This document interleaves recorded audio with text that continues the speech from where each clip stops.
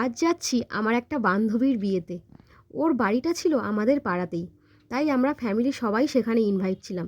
আর আমার সাথে শুভও সেখানে ইনভাইট ছিল।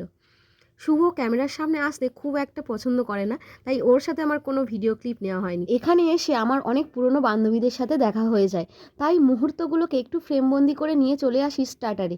স্টার্টারে তো প্রচুর জিনিস ছিল, কিন্তু এই প্রচুর জিনিস খেলে আমি আর মেন কোর্সে কিচ্ছু খেতে পারি না। তাই অল্প একটু কিছু খেয়ে চলে আসি মেন কোর্সে। আর মেন কোর্সে কী কী আইটেম ছিল তার সবটাই আমি তোমাদের সাথে শেয়ার করে দিলাম।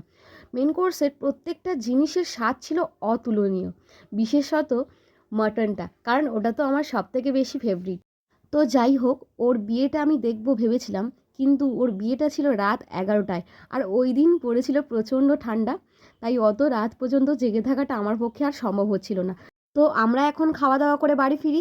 তোমরা ততক্ষণ আমার চ্যানেলটাকে সাবস্ক্রাইব করে দাও।